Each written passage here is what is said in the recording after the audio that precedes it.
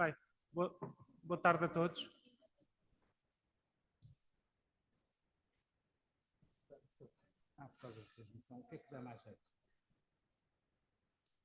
Vamos então dar aqui início à sessão, à apresentação do livro Das Pedras Pão, da autoria do Henrique Pereira dos Santos e do Duarte Belo. Eu aqui, em nome da editora e do Museu da Paisagem, quero agradecer ao Instituto Superior de Agronomia aqui a organização desta apresentação e pronto, dou as boas-vindas e passo já aqui a palavra ao José Miguel. Faça favor, obrigado. Muito obrigado. Eu vou passar isto para aqui, depois roda-se. Obrigado. Olá a todos. Eu estou aqui com muito gosto e satisfação, a pedido do Henrique, que quando falámos me disse, olha que o livro é apresentado na véspera, no dia não te sintas obrigado a apresentar o livro, fala do que tu quiseres. E, portanto, eu vou fazer, não vou ser tão radical como falar do que eu quiser, mas vou, digamos, falar à volta do livro.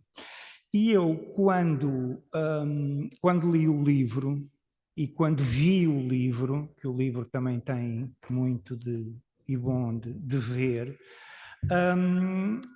lembrei-me logo com muita força de um outro livro que me foi apresentado quando eu estudei nos Estados Unidos por um professor que a Teresa Anderson e eu tivemos em comum, um homem da arquitetura da paisagem e, aliás, devo dizer que na minha longa carreira de formação académica, e longa sem nunca ter chumbado, mas mesmo assim longa, a cadeira que eu mais gostei de ter foi a História da Arquitetura da Paisagem, dada pelo Irving Zuby. E no âmbito, ou nesse contexto dessa cadeira, ou eventualmente em conversas com ele falou-me de um geógrafo cultural americano que era uma pessoa que valia muito a pena ler. Era um homem chamado John Brinkerhoff Jackson, conhecido generalizadamente como J.B. Jackson, e era um personagem curioso, era excepcionalmente erudito e com um conhecimento do terreno, sobretudo das paisagens americanas, extremamente profundo, e que ele consolidava todos os anos da seguinte maneira. Ele durante um semestre era professor em Harvard e durante o outro semestre era professor em Berkeley. E ia de Harvard para Berkeley e regressava de Berkeley a Harvard de moto até perto dos seus 70 anos, para ir interagindo em grande proximidade com as paisagens e com os espaços que ele gostava de estudar em profundidade, conhecer em profundidade e descrever sobre eles. Quando eu li e vi o livro do Henrique e do Duarte Belo, emergiu-me logo a ideia de que aquilo de que, sobretudo, aqui se está a falar é do título deste livro, é de Vernacular Landscapes, é de paisagens e é sobretudo de um tipo particular de paisagens. E este livrinho é uma coleção de ensaios, começa com um ensaio chamado The Word Itself. E a word é a paisagem. E o Jackson diz-nos que o termo vem da pintura, aliás, originalmente referia-se aos quadros em si e não àquilo que eles representavam, e depois vai evoluindo, tanto linguisticamente como conceptualmente, e ele a certa altura propõe a seguinte definição de paisagem: é uma composição de espaços criados pela mão humana sobre a superfície da Terra. E esta definição é muito curtinha, mas é capaz de ser mais rica do que parece. Ela diz-nos que a paisagem não é uma característica natural do ambiente, ao contrário do que muitas vezes se pensa. E isto é particularmente notável vindo de um americano, que tem muito o fascínio com o natural. É um espaço sintetizado, o tal sistema de espaços criados pelas pessoas. Não funciona nem evolui de acordo com leis naturais, mas sim para servir uma comunidade. O caráter coletivo da paisagem é, diz ele, consensual. Há muita variabilidade em torno do conceito e do que as pessoas dizem, mas este aspecto ele salienta que é muito consensual a paisagem ser uma construção humana, uma construção social, portanto uma construção coletiva. Uma paisagem é um espaço deliberadamente criado para acelerar ou abrandar processos naturais. E depois cita não sei o que era, especialista em religiões romeno, o Mircea Eliade, para dizer que a paisagem representa os humanos a apropriarem-se do papel do tempo e, portanto, a acelerarem ou a retardarem o funcionamento de processos. E depois resume paisagem, depois destas divagações, como uma composição de espaços criados ou modificados pelas pessoas para servir como infraestrutura ou pano de fundo para a nossa existência coletiva. E eu acho que não podíamos estar mais dentro dos assuntos de que o livro do Henrique e do Duarte Belo tratam. O livro debruça-se, como eu comecei por dizer, em maior extensão, mas não exclusivamente, sobre este tipo particular de paisagem de que o J.B. Jackson trata, das paisagens vernáculas, que são paisagens, digamos, geradas organicamente, sem um plano, sem um conceito estruturante por trás.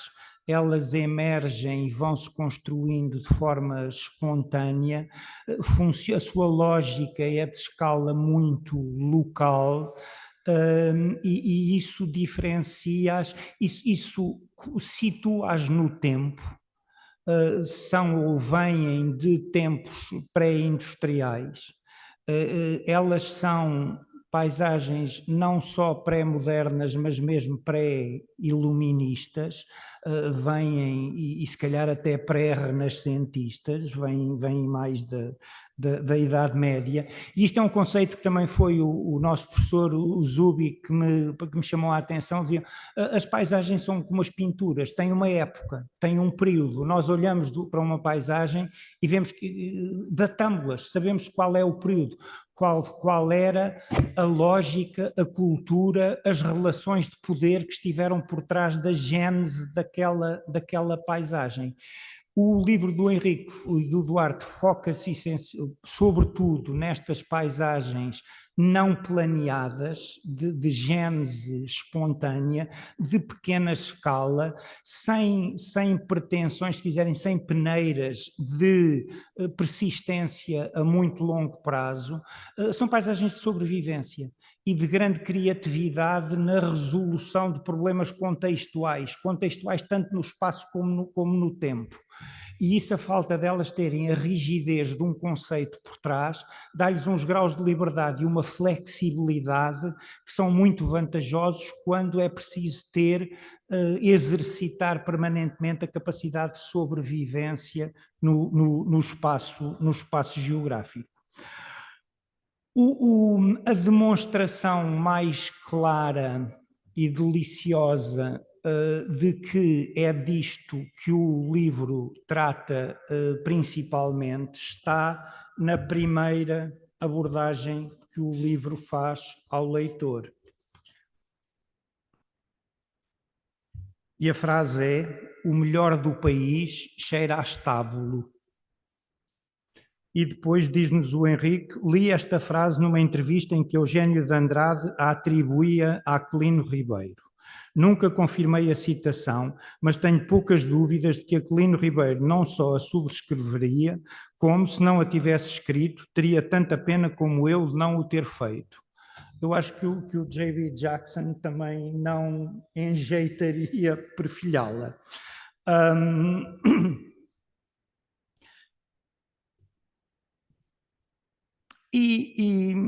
Portanto, depois o livro não trata exclusivamente destas paisagens vernáculas, trata também da sua interação com as paisagens pensadas, planeadas, com as paisagens de poder. Vários dos capítulos do livro falam não só da sequência histórica, como das relações e das tensões que se estabelecem entre essas paisagens funcionando numa lógica muito orgânica e vernácula, com ideias, conceitos e objetivos de desenho de paisagem que na altura vêm do iluminismo, que são os grandes planos de arborização do país que começam a surgir depois do fim das lutas liberais, mas ainda na primeira metade do século XIX, com o Regulamento Geral da Arborização e com trazer essa lógica de modernização.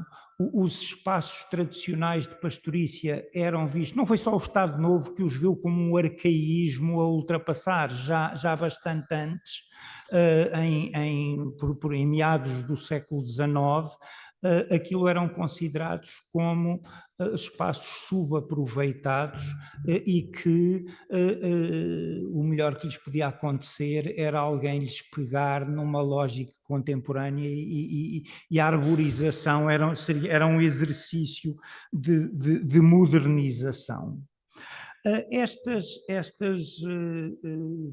Depois, estas diferenças de conceito têm uma expressão física muito clara.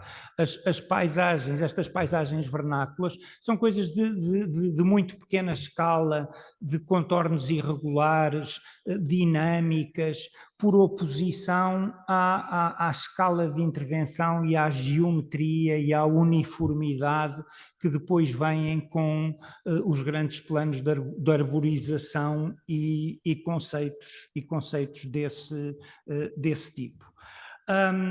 Pronto, este era o enquadramento que eu queria fazer, assim, divagando em torno de uma releitura aqui de alguns aspectos do Discovering the Vernacular Landscape que me foram suscitadas pelo livro do Henrique.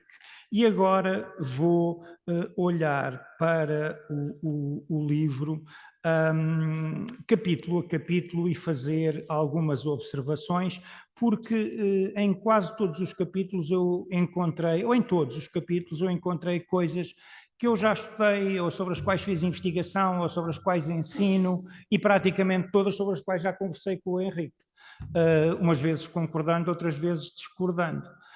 Por exemplo, e remetendo agora a estes conceitos que eu tenho estado a falar, do ponto de vista da gestão da vegetação para reduzir o perigo de incêndio, o Henrique defende uma perspectiva muito mais vernácula e a minha é mais racionalista. Mas, pronto, ninguém é perfeito, nem ele nem eu. O primeiro capítulo tem um título provocador e eu acho que o Henrique escolheu uma versão provocadora desse tipo e há uma, a sua pode-se alterar e continuando provocador. O capítulo 1 chama-se Nem Mediterrâneo nem Atlântico. E eu anotei aqui, ou ambos, porque aquilo de que o Henrique está a falar, aquilo não, o espaço, o território de que o Henrique está a falar e que é aquilo sobre que o livro incide, é o centro de Portugal, o centro do país. Uma área que, grosso, é um bocado mais vasto que o Pinhal Interior, não é? Mas não andará tão longe, assim tão longe como isso, do Pinhal Interior, se pensarmos que ele vai praticamente de Abrantes até Viseu, na sua extensão norte-sul. E neste primeiro capítulo, o Henrique fala muito de como é que os condicionalismos biofísicos dessa região, nomeadamente o predomínio de litologias xistosas e o acidentado do terreno, cria condições de muito baixa produtividade e de terras muito difíceis de trabalhar. Há algumas diferenças relativamente às zonas de granito, mas este centro do país tem outra característica que é aquela que leva ao título do não, nem Mediterrâneo nem Atlântico, ou como eu digo, Mediterrâneo e Atlântico, porque é uma zona onde se cruzam as duas influências climáticas. É o limite norte do Mediterrâneo e é o limite sul do Atlântico, daquilo que o Orlando Ribeiro, se calhar, daquilo que ele deu uma noção de um gradiente demasiado abrupto. Parece que o Mediterrâneo, o Atlântico acaba num sítio e logo assim começa o Mediterrâneo.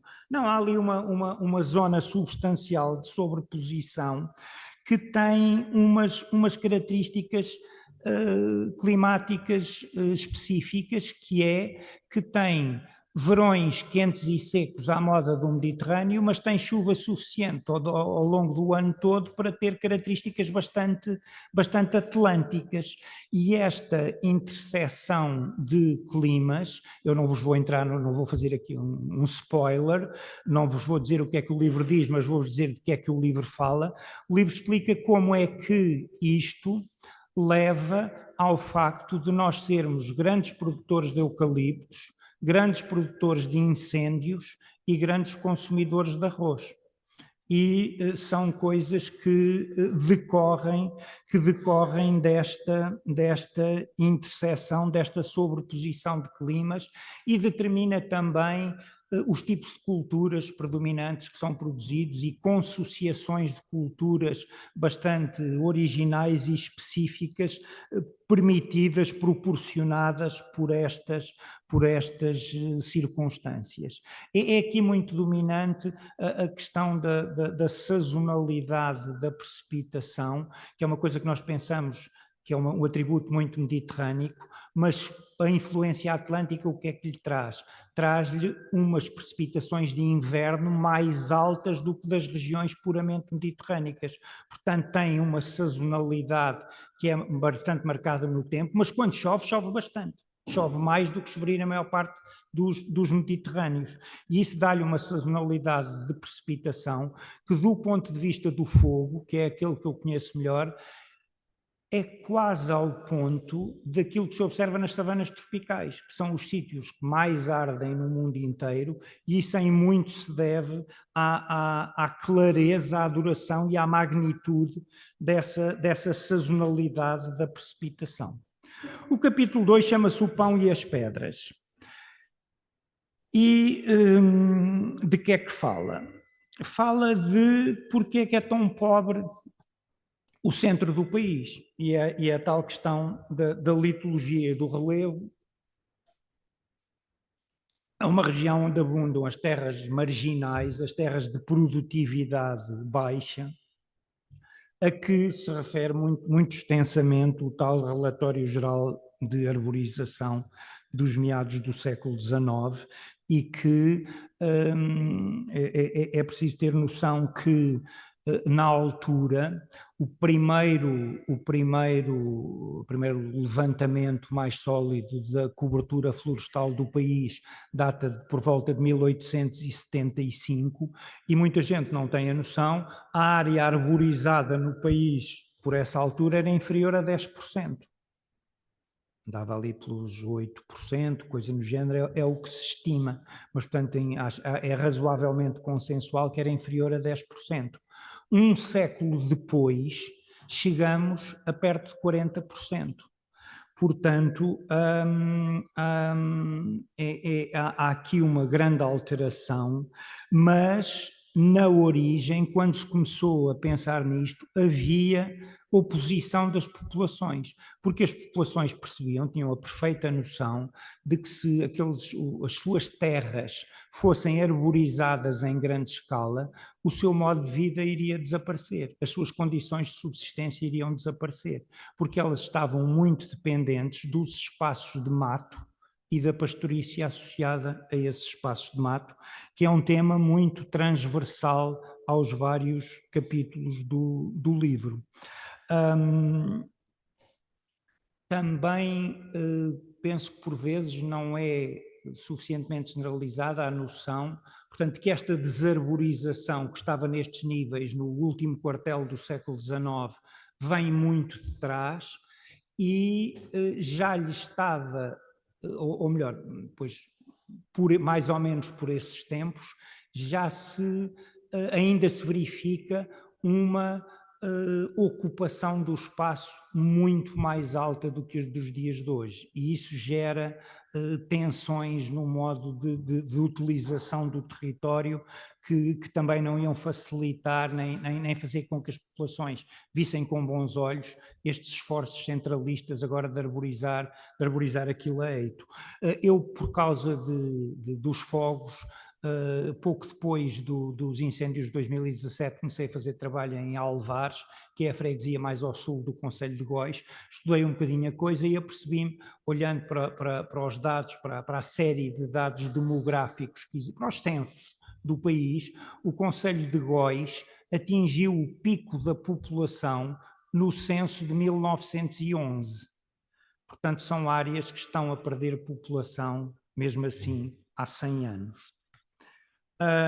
E, portanto, este primeiro capítulo das Pedras-Pão é sobre como é que se criam as condições de sobrevivência neste espaço tão hostil, tão dificilmente produtivo.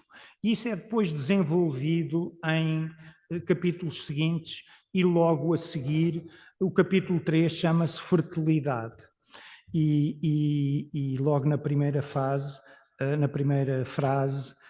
menciona o conceito de coproética, que era de copros, excremento, que era a função dos rebanhos como fertilizantes, como produtores de fertilizantes.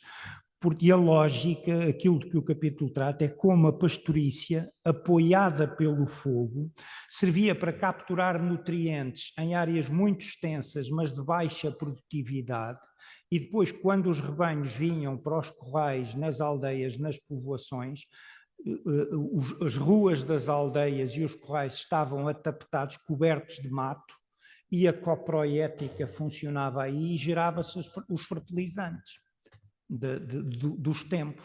E, portanto, a pastorícia, os rebanhos, funcionavam como um mecanismo de concentração de recursos, de fertilidade, para a conduzir para os poucos espaços com potencial produtivo alto, que eram as pequenas manchas agrícolas, sobretudo de depressões no terreno.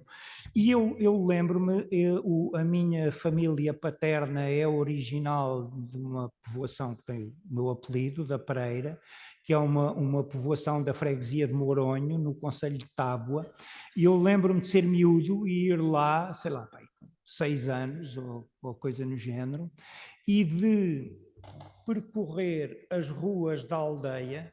Eu era um miúdo super lingrinhas, muito magrinho e levezinho, e lembro-me de andar na rua da aldeia, em cima de, eu diria, quase 1 metro de mato, e tenho a memória física da sensação de andar numa cama elástica. Mas não era uma cama elástica, era uma rua completamente atapetada de mato, que era pisoteada e coproieticada pelos rebanhos todos os dias, quando saíam do curral para o monte e quando regressavam do monte para o curral. E este capítulo fez-me pensar que o triângulo clássico, o triângulo romano, Ager Saltus Silva, aqui é um Ager Saltus Ignis. É a agricultura e a pastagem mediadas pelo fogo.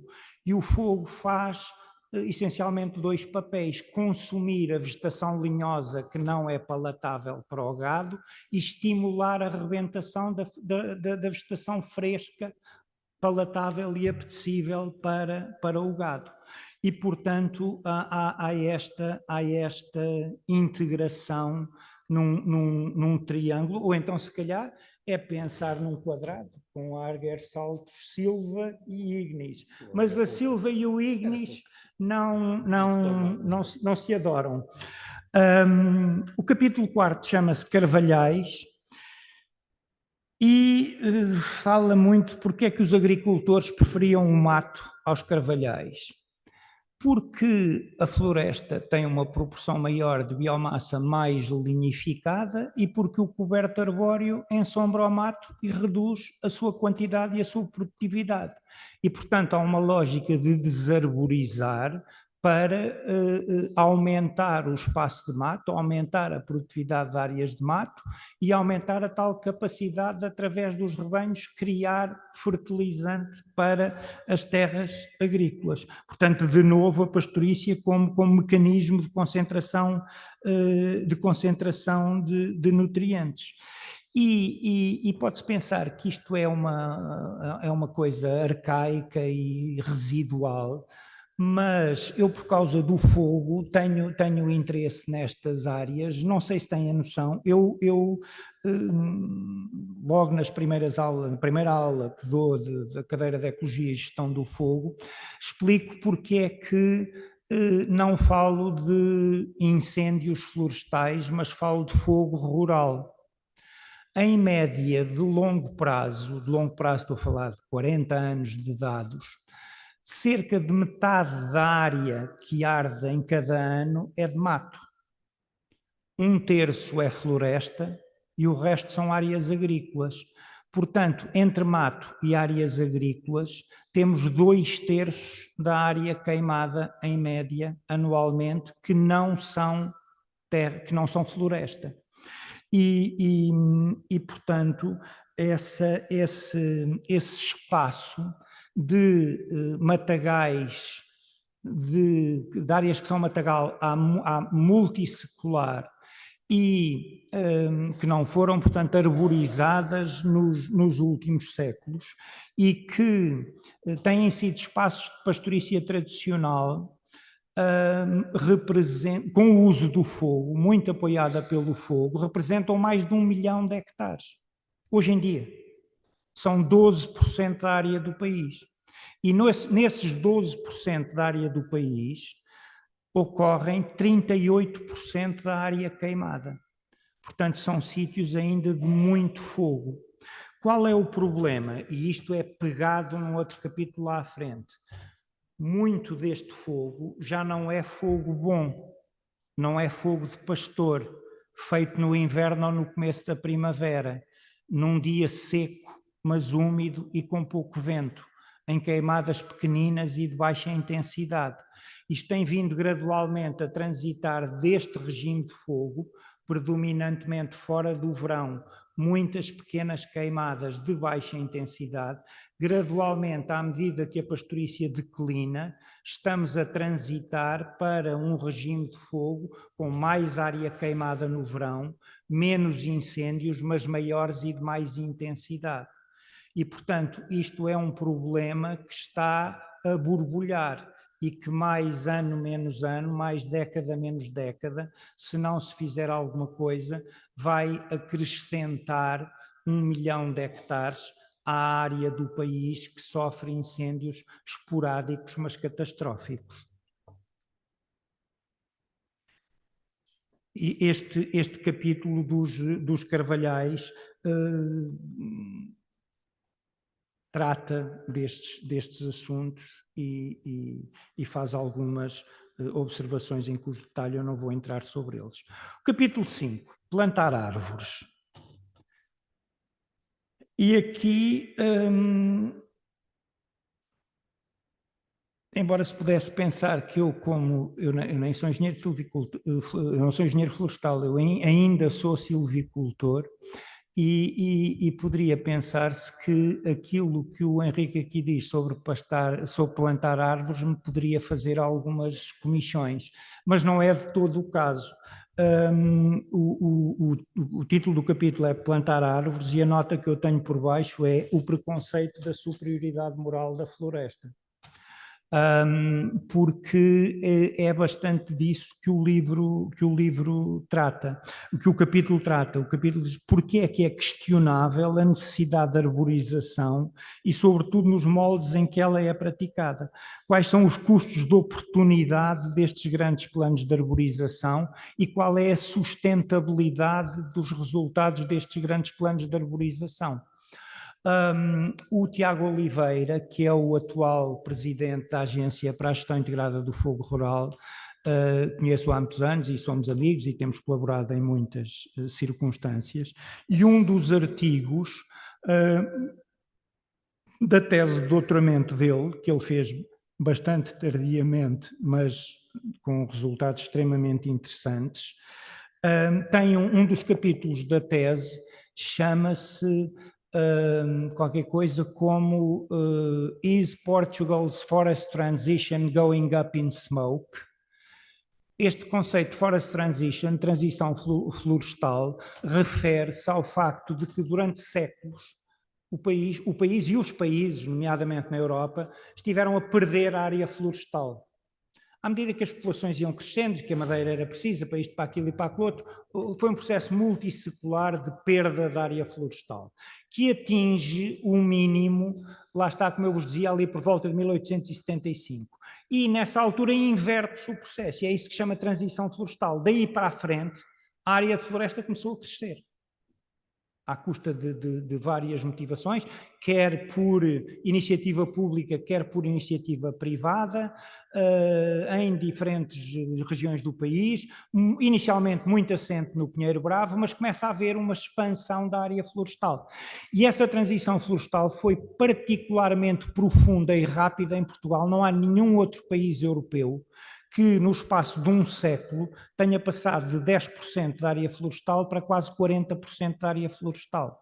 Ora, isso pode parecer uma grande proeza, mas eis-se não quando, ali por fins dos anos 70, princípios dos anos 80, essa área começa a arder em grande escala. E é isso que o título do artigo do Tiago se interroga, se esta transição florestal, esta recuperação da área florestal está going up in smoke, se estamos a arborizar para ver arder. E é, no mínimo, uma pergunta legítima e uma observação perfeitamente pertinente e que encaixa nesta lógica. A minha conversa já vai longa, mas há aqui o capítulo 6, eu gosto imenso também. Chama-se Paraísos. E de que é que trata? De paraísos perdidos ou de mitos sobre paraísos perdidos? Mitos sobre a Idade de Ouro.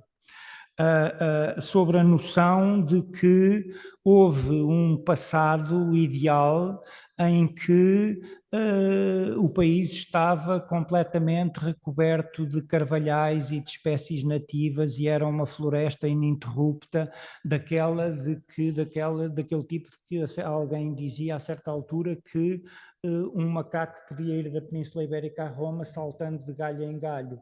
É uma imagem construída num mito de paraíso perdido, porque a desarborização é extensa por ação da pastorícia e do fogo, é milenar.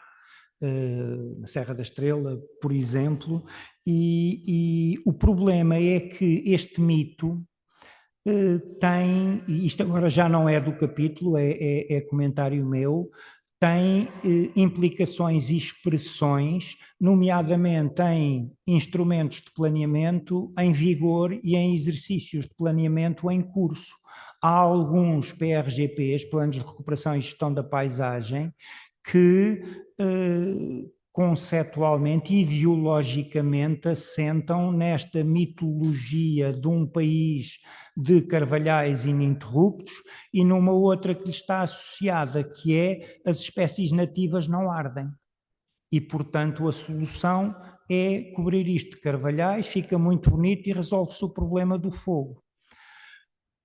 Há aqui uma chatice, que é aquilo que o Thomas Huxley, o amigo do Darwin, dizia sobre a necessidade de fazer investigação empírica. É que se constroem teorias muito bonitas que são desmontadas por ugly little facts. Os ugly little facts são lixados realmente. E nesta mitologia da incombustibilidade das folhosas nativas, esta conversa está cheia de ugly little facts que a contradizem.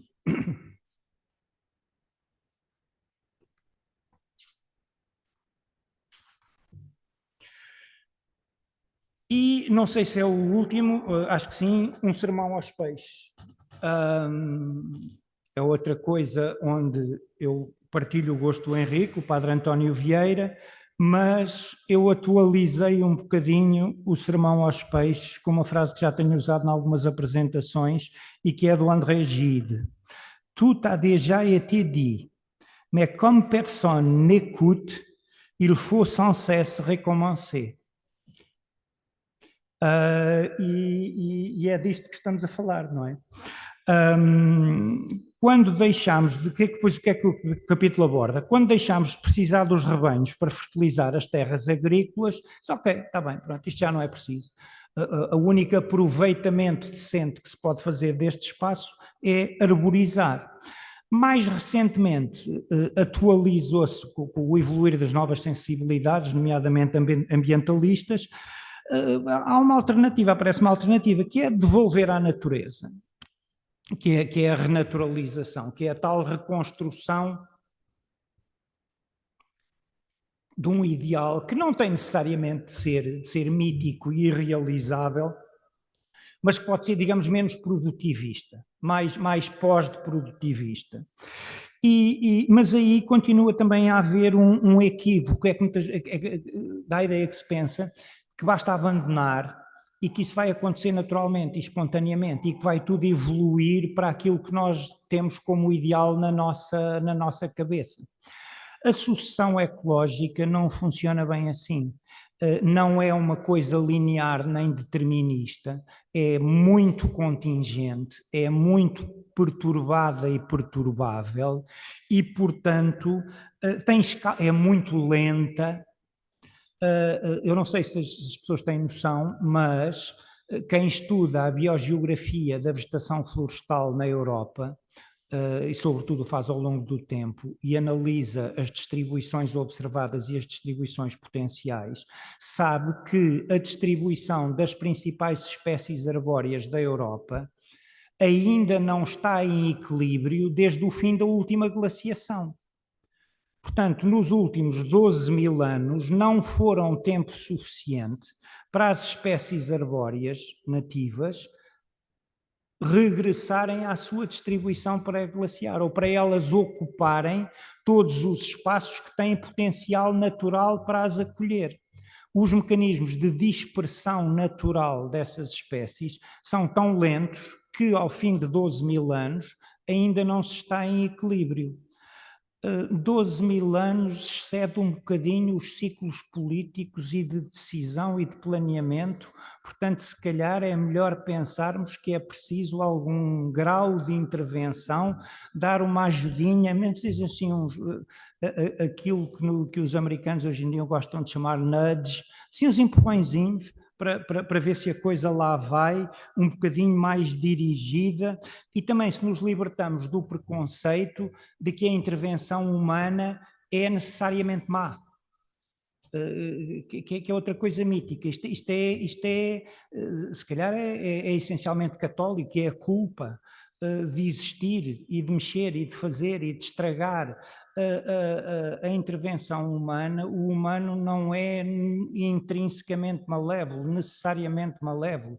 Já somos malévolos que cheguem, não empurremos a coisa para a fatalidade e assumamos a capacidade de gerir bem.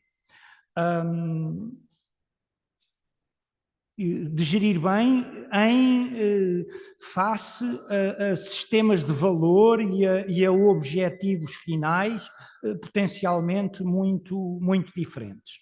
Finalmente, o capítulo 8, amanhã não sabemos. E esse capítulo 8 fala de um aspecto fundamental que regressa ao princípio, ao conceito de paisagem e ao conceito humano e construído das paisagens, que é a necessidade de criar valor. E o Henrique chama a atenção para o facto de criar valor não quer necessariamente dizer produzir mais. Pode simplesmente ser produzir coisas com maior valor acrescentado e mais sensíveis à atual procura, às atuais sensibilidades, aos atuais nichos que precisam de ser aproveitados e explorados. E eu até pensei, mas que fosse aparecer aqui, mas não apareceu, mas eu acrescento um tópico que é muito do gosto do Henrique, que é o papel da alimentação na produção da paisagem. E como o encaminhamento dos hábitos alimentares da população pode ser uma ferramenta muito forte de suporte a determinadas paisagens. Se nós comermos menos hambúrgueres de vaca e comermos o que eu uma vez não resisti a comer num McDonald's no aeroporto de Heathrow, e nunca contei ao Henrique, mas é uma coisa que ele provavelmente nunca comeu, foi um Lamburger. Um Lamburger é um hambúrguer do lamb e que existia no aeroporto de Heathrow por causa da grande comunidade indiana que há em Inglaterra, como alternativa ao hambúrguer de vaca, um hambúrguer de lamb. E eu vi aquilo e disse, não, esta oportunidade eu não posso perder. E, portanto, comi um belo Lamburger e, portanto, se calhar a McDonald's e a Burger King podem ser virtualizadas para se tornarem ferramentas de promoção e de estímulo às nossas economias pastoris. Mas o capítulo fala de outra coisa interessante, que é o abandono da agricultura abre a porta para a produção de paisagens bonitas e atraentes para o turismo. Mas essas paisagens bonitas e atraentes para o turismo acarretam um perigo, que é de serem bonitas à custa de serem insustentáveis do ponto de vista social. De não darem às comunidades que as ocupam o retorno suficiente para garantir a sua sustentabilidade a longo prazo. Essa produção de paisagens atraentes não pode arriscar matar o tecido social indispensável à sua sustentabilidade. Estes PRGPs, estes planos de que eu vos falei, alguns deles, nomeadamente o de Monchique e o de Lausanne-Açores, propõem-se impor paisagens de uma forma extremamente normativa e com determinado aspecto físico, e é produzi-las, criá-las, mas eu acho que encaixa completamente aqui, é criá-las de uma forma que a gênese dessas paisagens destruiria as suas hipóteses de sustentabilidade, porque eram tão desligadas e tão violentando as populações residentes, era quase um novo Quando os Lobos Uivam, mas em vez de pinheiros, com carvalhos. Portanto, há de facto a necessidade de vitalizar, de revitalizar estas paisagens, elas têm de ganhar sustentabilidade. A beleza e o turismo são fatores importantes, mas elas têm de ser sustentáveis e têm de ser autónomas. Voltando ao princípio, não nos podemos esquecer que são espaços produzidos por comunidades, são infraestruturas para a nossa existência coletiva. E se não forem concebidas assim, não podem começar, mas rapidamente morrerão. E pronto, era isto que eu tinha para vos dizer. Obrigado pela vossa atenção. Não sei agora o que é que vem a seguir, se conversamos, debatemos, agora intervens tu. Eu gostava de falar porque...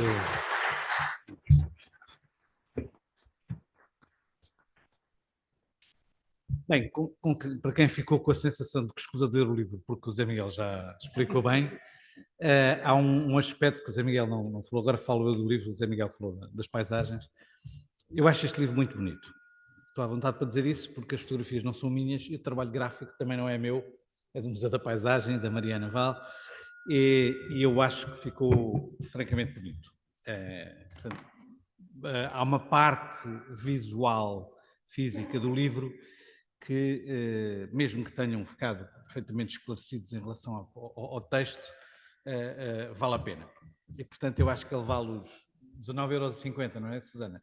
Que custa, eu gosto muito de vender livros, não sei se... Gosto de vender de maneira geral, porque senão não há sustentabilidade. E, portanto, há esse aspecto que eu gostaria de chamar a atenção, é que o livro é um bocadinho estranho. O que é que aconteceu? Eu conheço o Duarte Belo há algum tempo, enfim, não sou amigo dele, nunca fui à casa dele, mas porque eu também fiz, como o Tiago, um doutoramento tardio, mais tardio ainda que do Tiago, aliás, enfim, estão aqui dois dos meus professores disso, a minha orientadora de doutoramento está ali, o Zé Miguel também me deu aulas nesse doutoramento.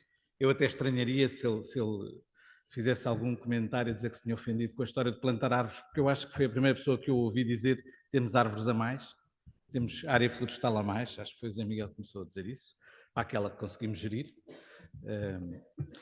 E nesse doutoramento, inicialmente tinha a ideia de fazer uma coisa com mais imagem, e vi um livro do Duarte Belo, chamado Portugal, Luz e Sombra, em que ele fazia uma comparação entre fotografias do Orlando Ribeiro, com uma determinada data, e depois ele ia ao mesmo sítio e fotografava. Eu gostei daquilo, achei aquilo, e além disso, demonstrava que ele conhecia bem o espólio, não só do Orlando Ribeiro, mas provavelmente do Centro de Estudos de Geografia, e vi lá um mail qualquer, mandei-lhe um mail, combinámos, enfim, um café num sítio qualquer, e estive lá um bocado, e depois fomos nos encontrando várias vezes. E já tínhamos falado na hipótese de fazer um livro que tivesse fotografias dele, texto meu. Portanto, eu fiz o texto, um bocadinho, como dizia ali há bocado José Miguel, o livro tem muito mais citações do que aquelas que eu identifico. Por exemplo, aquele Amanhã Não Sabemos, aquilo até tem um bocadinho a ver com a comida, porque aquilo é de um disco da Banda do Casaco. Hoje há conquilhas, amanhã não sabemos. Sim. Eu só tenho essa parte. Mas já tinha escrito um livro sobre alimentação e paisagem, exato, portanto, eu já acho que me repito muito, achei que não devia repetir-me ainda mais. Pensa no GID, não é demais. Não, mas é que eu repito-me porque não, é como o GID, não é isso? Ninguém ouve. E peguei num texto um bocadinho para falar destas áreas marginais. E depois mandei o texto mais ou menos acabado, mas sempre, enfim, estaria perfeitamente disponível para mudar. Aliás, vetaram-me o título que eu tinha para o livro, não é verdade? Então. Eu queria pôr das cabras, vírgula, do meu país, mas acharam que era muito ofensivo. E eu lá tive que ir buscar o título a um dos capítulos. Aliás, esse capítulo da fertilidade também se chamava coproética, mas isso até houve mais vetos para além dos... E mandei o texto para o Duarte. E o Duarte, para ver se ele... O que é que ele achava, por um lado, e se valia a pena pensar numa coisa. E o Duarte fez uma coisa que foi... Mandou uma série de fotografias. Bem, primeiro disse: vamos fazer isto com o Museu da Paisagem. Falou para o João, portanto, metemos o João nos mails, nos destinatários dos mails. E o Duarte mandou um conjunto de fotografias, que foi ao arquivo dele. O Duarte tem um arquivo de 2 milhões de fotografias georreferenciadas, e juntou por capítulos. por pastas, em função do próprio texto. E mandou, então aqui estas fotografias, vejam lá, chegou à conclusão, foi nessa altura que ele percebeu que não tem fotografias de cabras praticamente. Por isso que o livro basicamente tem vacas e tem ovelhas e tal, cabras acho que tem uma, mas ele disse que não, até tem galinhas, mas cabras tem poucas. Mas ele nunca se tinha percebido, curiosamente, foi quando fez isto. E vejam lá e como é que isto serve. Portanto, o que seria normal e que eu estaria à espera, e provavelmente ele também estaria à espera, era de um livro que fosse tendo imagem e texto. Eu estava um bocadinho traumatizado porque quando fiz a minha tese, o Carl Steinitz foi uma vez de comboio para o Porto porque tínhamos uma apresentação no Porto e foi na altura em que eu publiquei o meu primeiro livro, o Steinitz. Enfim, só falo inglês, não falo com certeza porque não lê português. E eu mostrei-lhe o livro, ele folheou assim o livro e disse, um livro sobre paisagem que não tem uma única imagem, que é isto? Eu fui um bocadinho traumatizado, achei que ele tinha um bocado de razão. E portanto, a minha ideia era um bocado essa, estar ali atento. Ele era o diretor da Graduate School of Design de Harvard, é verdade. É um tipo muito engraçado. E simplesmente, nem eu, nem o Duarte nos sentimos à vontade para tentar fazer um casamento entre o texto e a fotografia. E, portanto, na verdade, o livro são dois livros, são dois ensaios, que se iluminam mutuamente, diria eu, mas, enfim, não pretendendo ser pretencioso, mas tem uma parte que é um texto, que é este ensaio que o José Miguel teve aqui mais ou menos a descrever, e depois tem um ensaio fotográfico. Basicamente é isto que é o livro. E o Museu da Paisagem fez ali um trabalho de cerzideira muito bem feitinho para aquilo funcionar. Claro que levanta alguns problemas, até porque depois com a teimosia enfim, que eu acho mais ou menos toda a gente que me conhece reconhece, insisti que o livro devia ser bilingue. Já várias vezes tinha querido explicar alguma coisa e o meu inglês não é brilhante. E faltavam textos que fossem assim, sem ser trabalhos científicos, claro que há coisas em inglês, não é?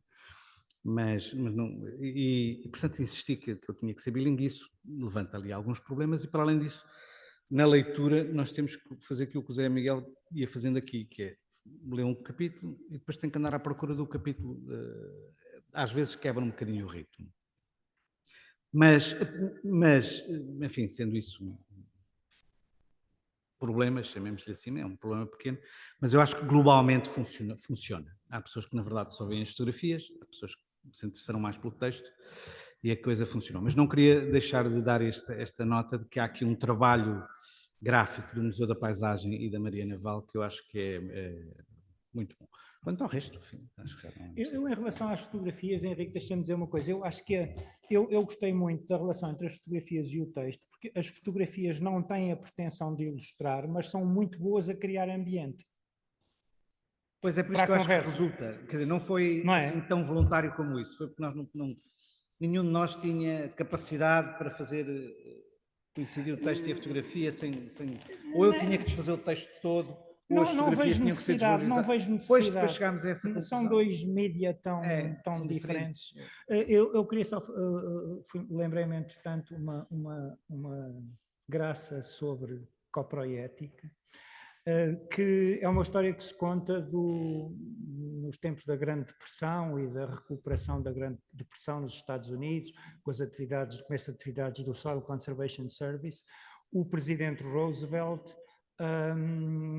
tinha de discursar sobre o tema, era o tema dominante daqueles anos, e o pessoal não sabia nada do assunto, o pessoal do Ministério da Agricultura escrevia-lhe os textos com aquilo que queriam que ele dissesse, e a certa altura falava os solos e fertilizantes, e ele corrigia e dizia estrume. E os técnicos não gostavam, acharam aquilo deselegante, antiquado, mas sobretudo desagradável, deselegante, e ele fez sempre e falava de estrume. E eles então apelaram à mulher, à Eleanor Roosevelt, e disseram, senhora, veja lá, por favor, se convence o seu marido. Era mais elegante, era mais simpático ele dizer fertilizante e não dizer estrume. Dizer, pá, esqueçam. Vocês nem imaginam o trabalho que me deu conseguir que ele dissesse estrume.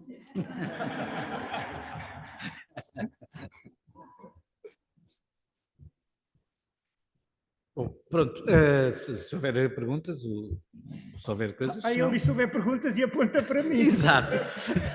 Ficaste com o texto, eu fiquei com as fotografias. Sobre as fotografias ninguém faz perguntas, como é evidente. Se não... João. Eu, quando isto acontece...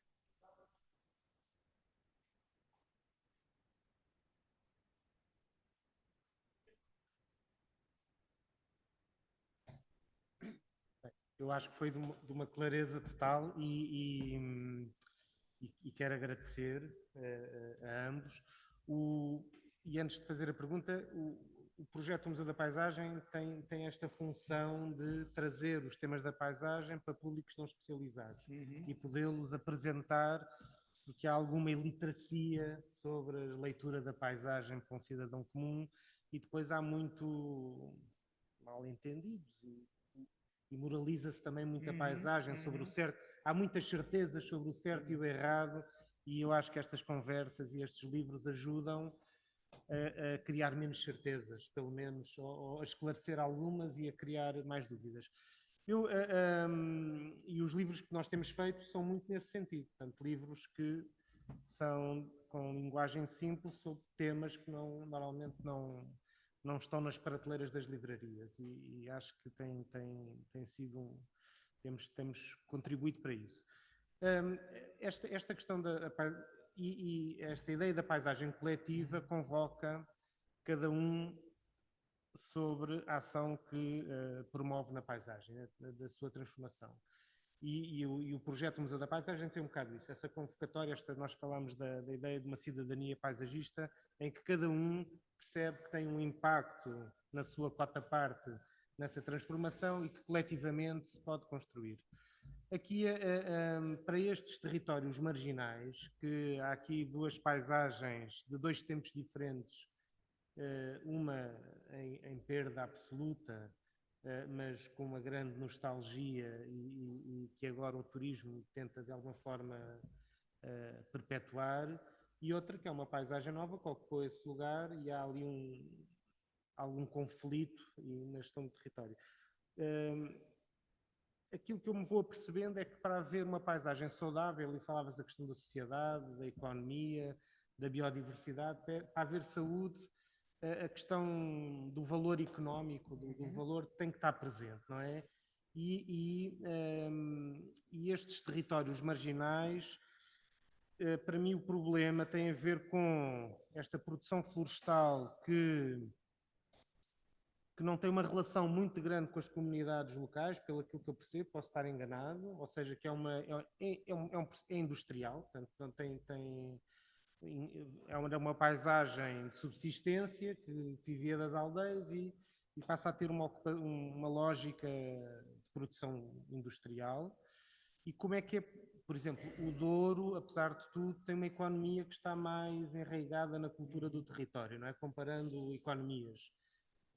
Que economia é que é possível, ou seja, das duas uma, ou há um território que se assume despovoado, e isso pode ser uma estratégia, sei lá, isto nas democracias é sempre mais complicado. O governo chinês resolveu fazer um parque natural e limpa as aldeias e aquilo vai tudo. Portanto, como é que dificilmente há alguma coisa menos natural, alguma coisa mais artificial do que isso, não é? Claro.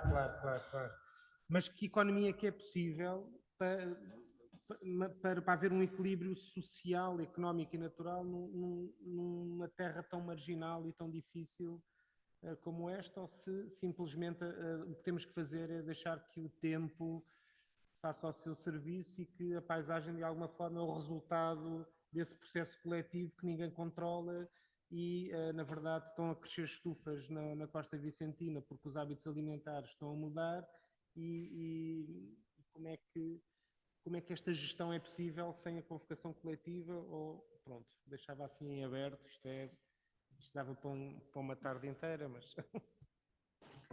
Bem, não percebi se isto era uma encomenda do Museu da Paisagem para fazer outro livro,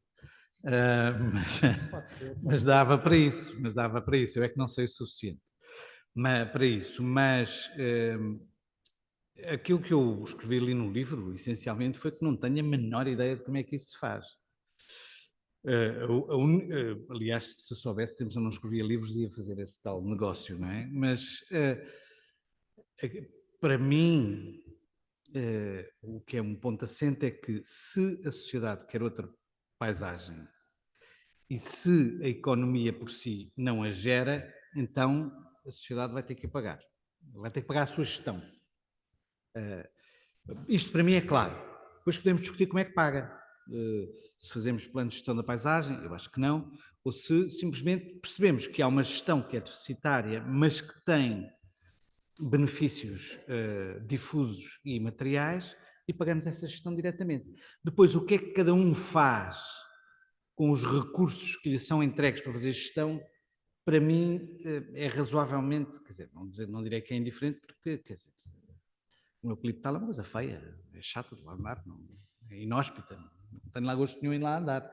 Agora, não me parece que isso seja razão suficiente para eu dizer ao dono do eucaliptal, olha, se não pode ter aqui eucaliptais porque eu gosto mais de carvalhais. Isso para mim não só não é assim, como não funciona, como estava a dizer há bocado o Sr. Miguel, não funciona.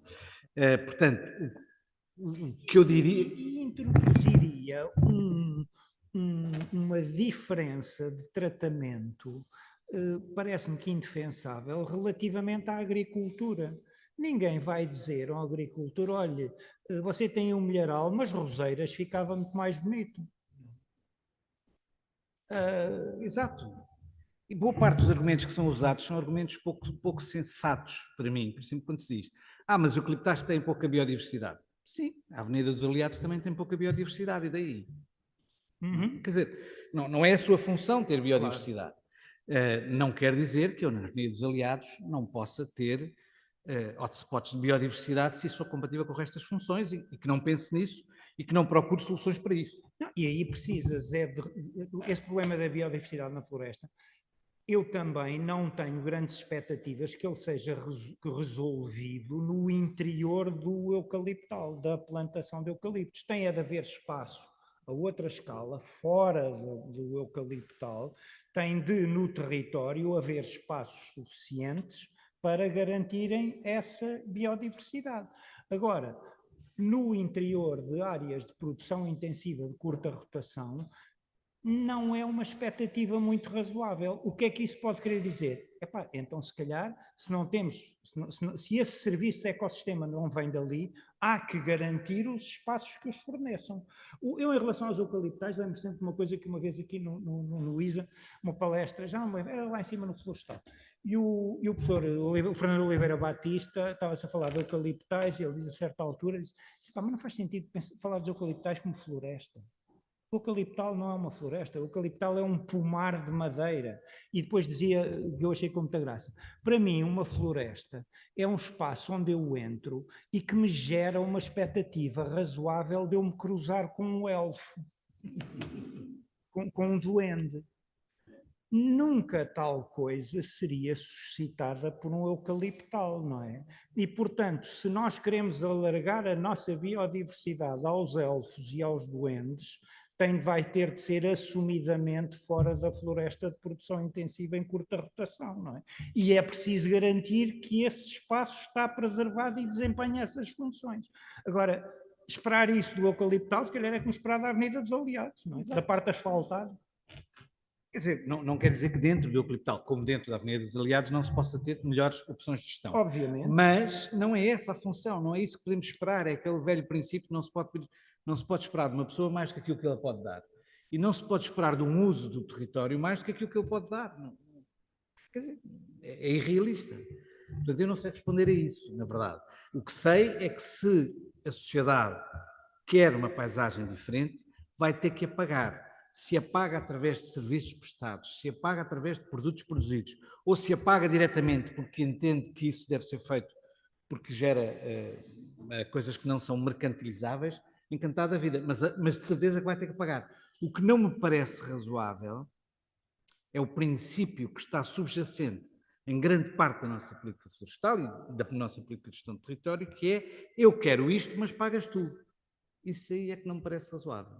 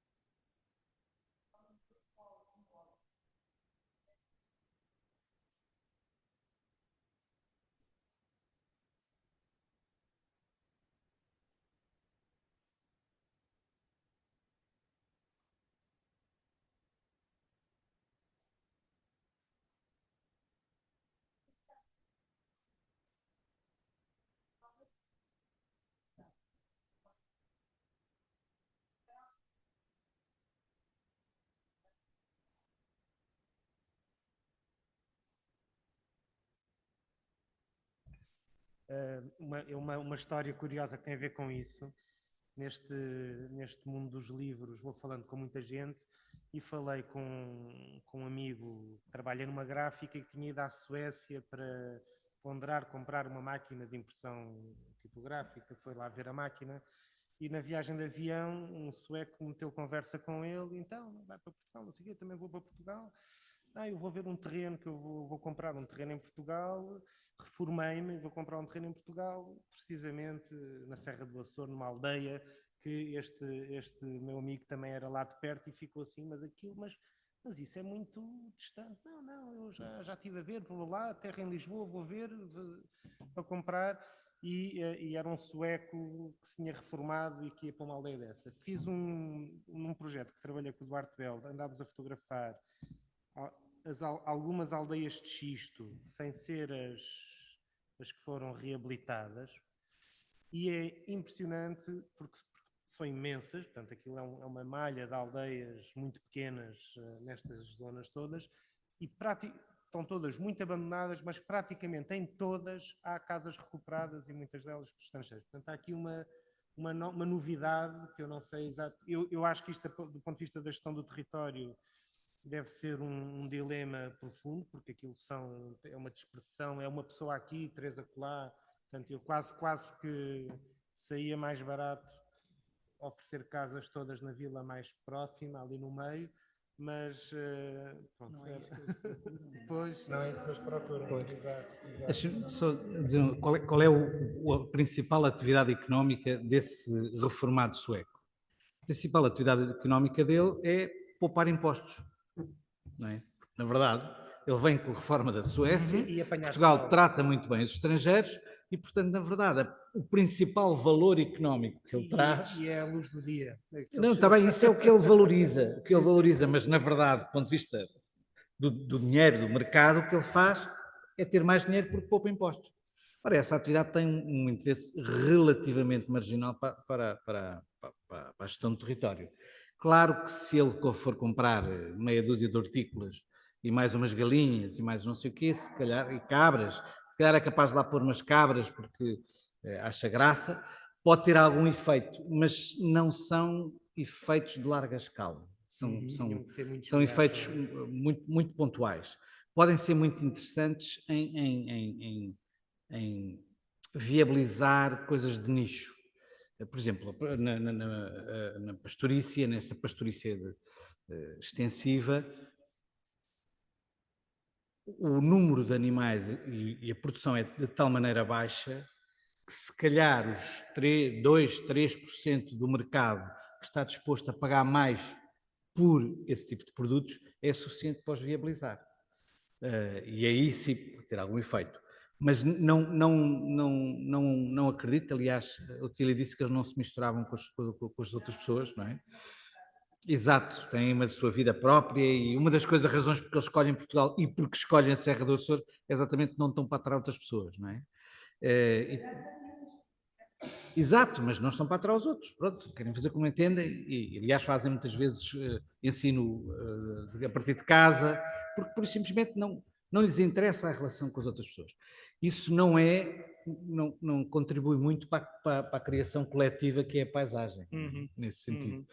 Mas, enfim, não sei, pode ser que daí depois resulte, porque depois os miúdos não vão ficar todo o tempo assim. Ou voltam para o país de origem ou são portugueses, não é?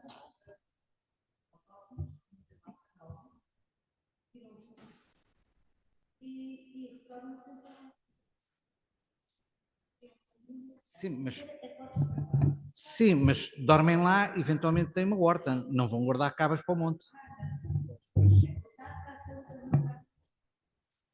Pois isso é aumentar a ocupação do território sem diminuir o abandono do espaço rural. O problema é esse. E tem uma coisa que já não lembro com vocês dois é que mencionou, tem um lado negativo, que vão aumentar a dificuldade de combate a incêndios e vão forçar dispersão de meios quando a coisa correr mal. Monchique deve ser o sítio mais problemático hoje em dia no país inteiro com esse tipo de ocupação. Como é que se resolve a coisa do ponto de vista económico? Eu estou como é rico, eu também não tenho a solução, mas a floresta veio é um bocado um pescadinha de rabo na boca, porque já o espaço rural português já estava em despovoamento quando avançaram os grandes planos de arborização dos anos, fim dos anos 30, anos 40, anos 50, eles vieram agravá-la, mas em grande medida a expansão da floresta, quer na pequena propriedade privada, quer na propriedade privada de maior escala das empresas, é uma resposta ao vazio de utilização do espaço. É uma forma de uso da terra que é adequada para as circunstâncias de falta de mão de obra e que é levada ao extremo porque se assume que a floresta não precisa de mão de obra nenhuma. É plantar, fazer figas e esperar que ela ainda lá esteja quando chegar à altura de ser cortada. Portanto, é uma resposta racional, mas perversa a curto ou médio prazo, porque depois se entra na lógica do elevado perigo de incêndio. Eu acho que não é necessário, quer dizer, o plano de recuperação e gestão da paisagem da Serra da Lousã e Açor identifica como ponto de partida nos concelhos de Figueiró dos Vinhos, Castanheira de Pera e Pedrógão Grande, 73% do espaço com floresta de produção. Não é necessariamente produção intensiva, curta rotação. Floresta de produção, basicamente pinhal e eucaliptal. E propõem 5,6% do espaço ocupado com floresta de produção. Portanto, propõe reduzir de 73%, que provavelmente é excessivo e com certeza em alguns sítios configura aquelas situações que me levam a dizer que há zonas do país onde há excesso de floresta é substituído por unicórnios e arco-íris. E elfos.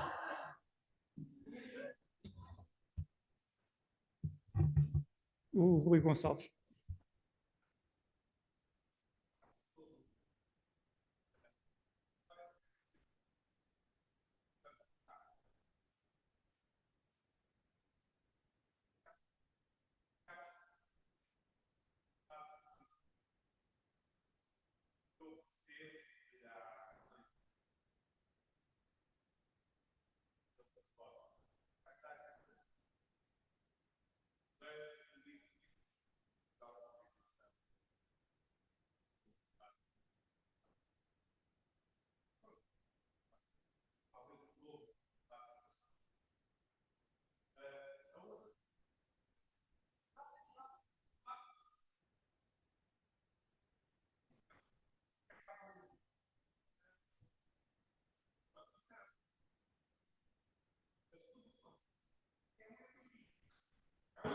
O segundo ponto é que gostei bastante dos dois ensaios e fiquei com aquele sentimento particularmente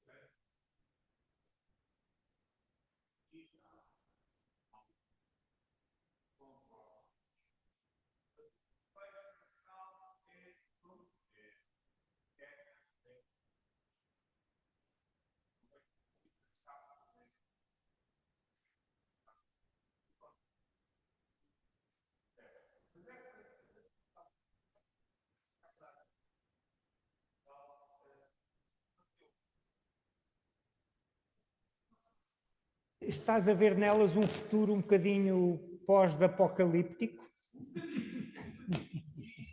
Vai ter algum comentário que já é falso comigo. É que falou-se aqui, fala-se sempre inevitável os focos eucaliptos e a universidade. E termino só com esta palavra. Fazer biodiversidade custa muito. E portanto, quando se assume que vamos abandonar a floresta de produção, vamos acabar com 70% de eucaliptos e pinheiros e vamos fazer aqui uma floresta bonita, com as paisagens biodiversas, é preciso perceber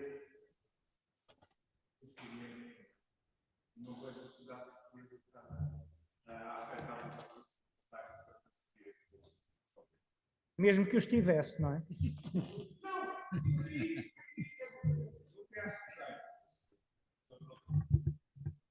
Faz aviões.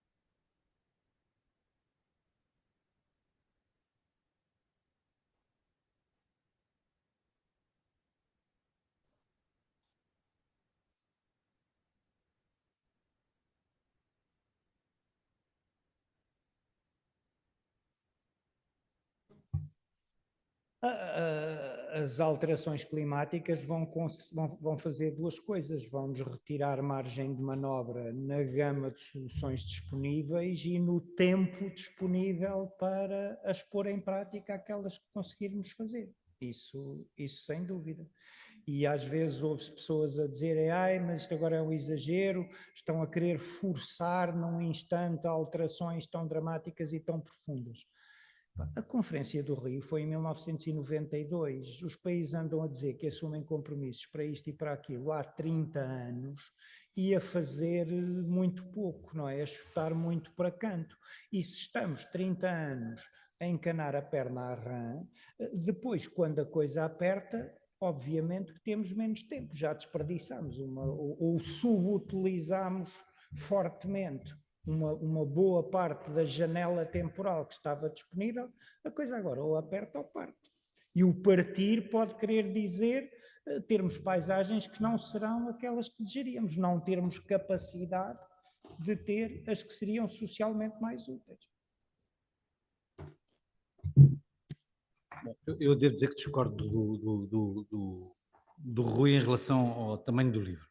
Eu estava à espera de ver um livro maior, que fomos trocando PDFs e tal, e quando o livro me chega à mão, o livro era mais pequeno do que eu tinha na cabeça, mas isso para mim foi uma agradável surpresa, porque acho que ele tem um bom tamanho, exatamente para pôr no bolso, para ser lido, para pôr em cima de uma mesa, já estaria de acordo, mas eu acho que o livro é mais útil para ser visto e lido do que para pôr em cima de... Eu percebo o que estás a dizer, porque as fotografias ganhavam com espaço de respiração.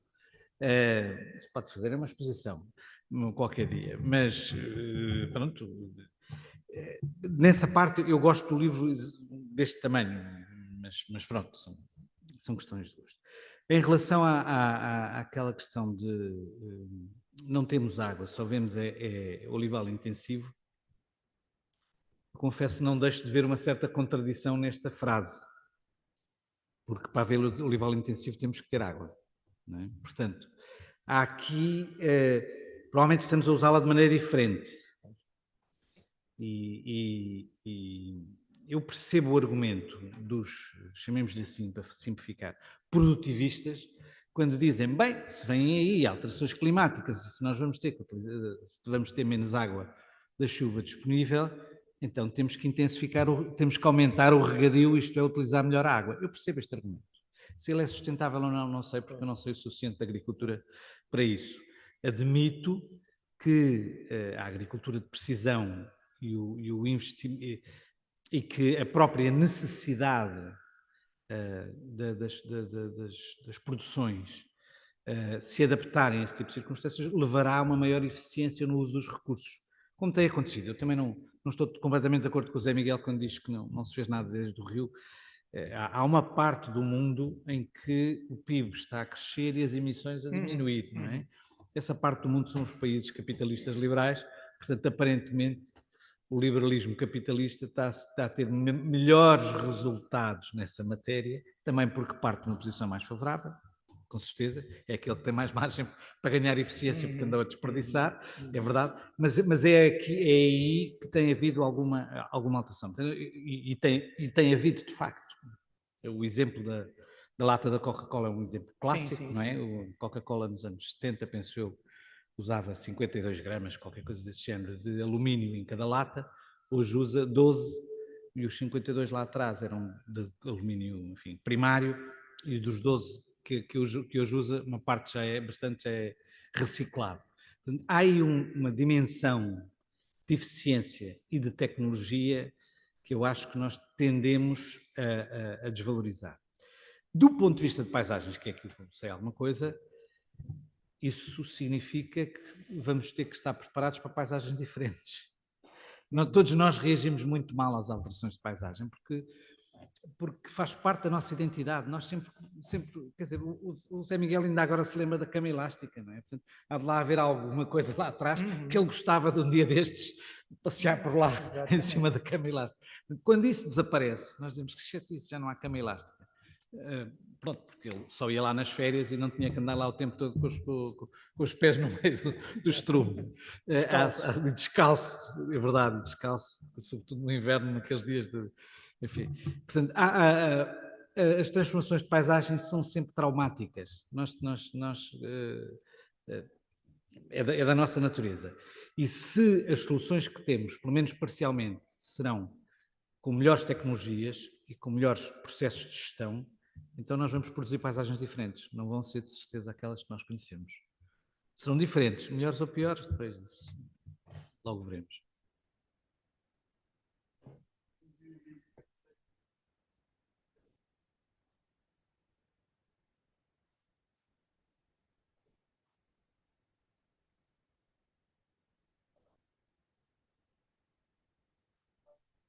Alexandra de todas. No fim... Tem uma localização. Enfim, não tem um comentário à fotografia, isso não tem. Não é? Vamos lá ver como é que isso foi feito. Foi da forma como eu disse, havia um texto, o Duarte olhou, escolheu as fotografias, começámos a trabalhar nisso, e já com a paginação toda feita, o Duarte lembra-se de mandar um mail e disse: e se nós puséssemos não sei o que nas tudo? O João mandou só o ar, evidentemente, tinha que refazer tudo e disse: nem pensar, quando muito nós podemos fazer uma coisa que isso de facto está no último, mesmo no fim, que é a localização das fotografias. O Duarte nisso é muito, como eu digo, ele tem 2 milhões de fotografias e estão todas georreferenciadas, estão todas localizadas. Ao pormenor, não é lá na aldeia não sei o quê, estão coordenadas geográficas. E portanto essa parte está de facto no fim do livro. Agora, não tem um comentário, porque essa foi logo uma opção. Quando nem o Duarte quis fazer isso quando leu o texto, ele ontem, na apresentação do livro, disse que não se sentiu confortável em fazer isso, porque achou que o texto estava muito fechado, chamemos-lhe assim, e que parte do texto era sobre ideias, e que ele diz que é muito difícil ilustrar ideias... E portanto não se sentiu à vontade de fazer isso. Eu quando vi as fotografias tive exatamente a mesma sensação.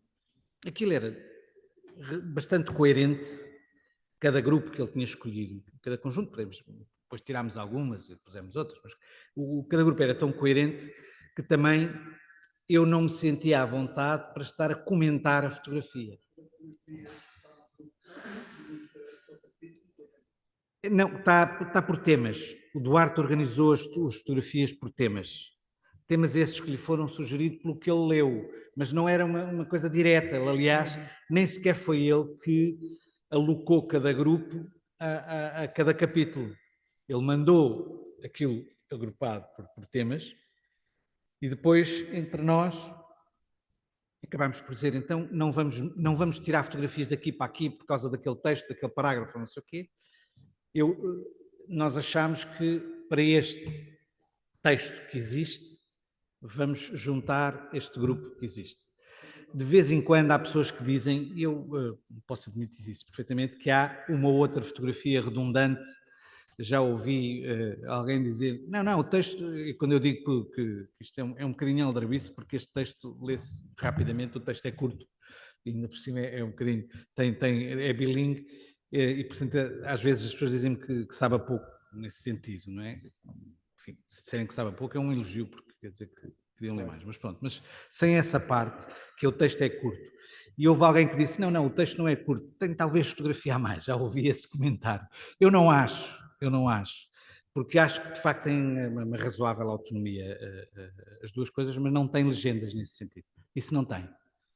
Porque foi uma opção, não foi uma opção de partida, mas perante o conjunto de fotografias e o texto que existia, nenhum de nós, nem a Mariana quando fez a paginação e trabalhou graficamente, nem o João quando coordenou a edição, nem o Duarte nem eu que fiz o texto, nos sentimos confortáveis com uma solução desse tipo.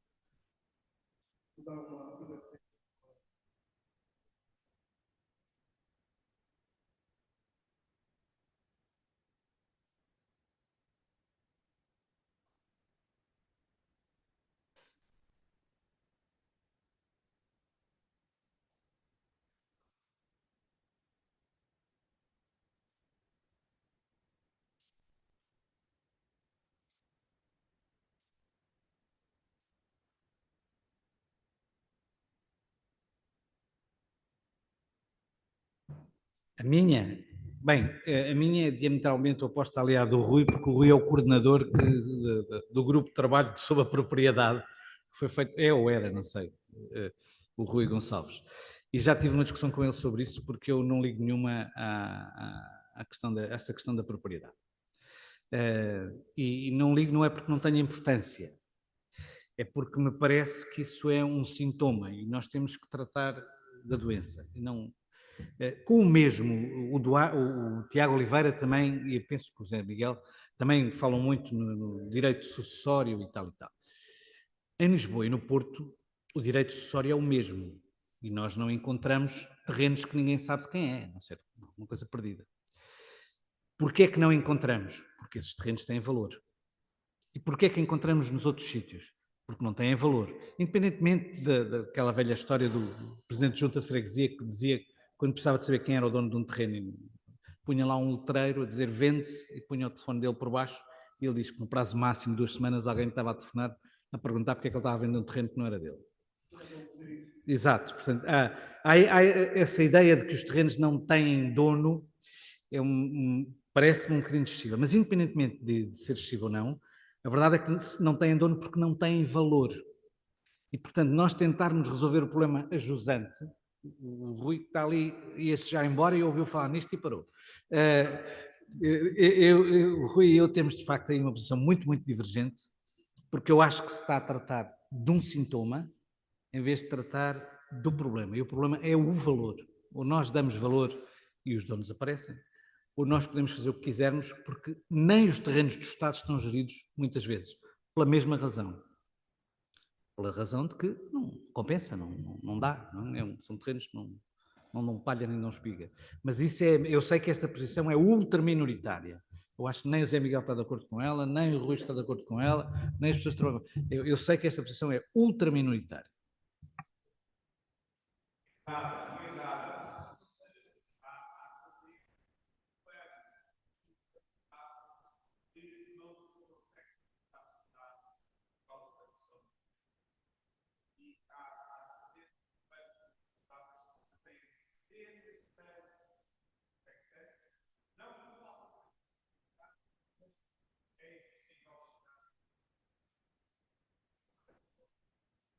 Essa questão tem que ser resolvida. Mas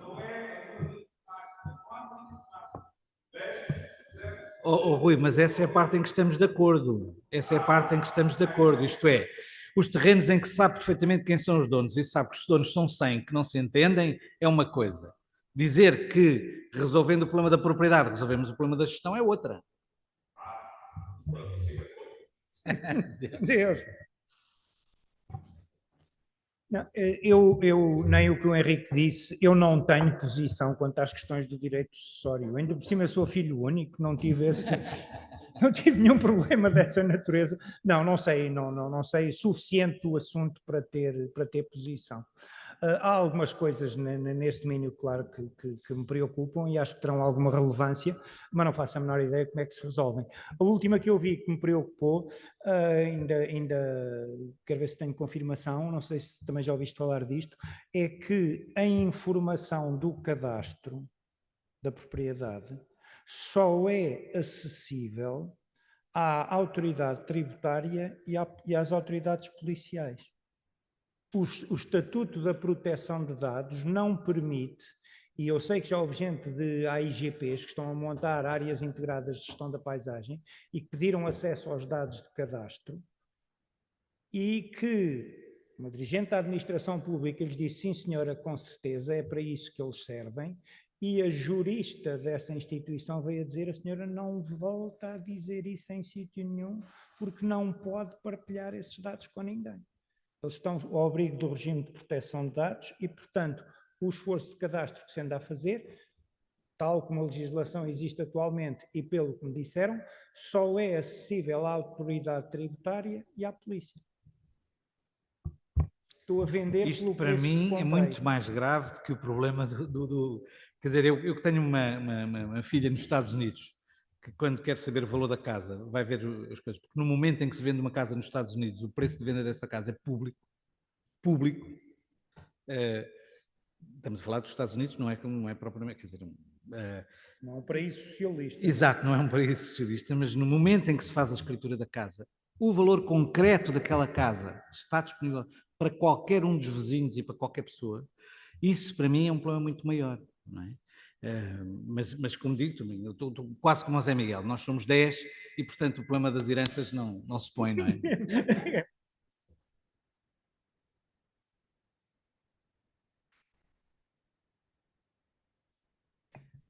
Bem, acho que ficamos aqui. Muito obrigado. Obrigado a todos e espero que o livro faça um caminho longo na sua versão bilingue e em futuras edições, eventualmente noutros formatos. Em futuras edições, o que temos é que usar o livro do Zé Miguel, porque ele fez ali uma nota de notas que se calhar para a segunda edição dava um jeito. Muito obrigado.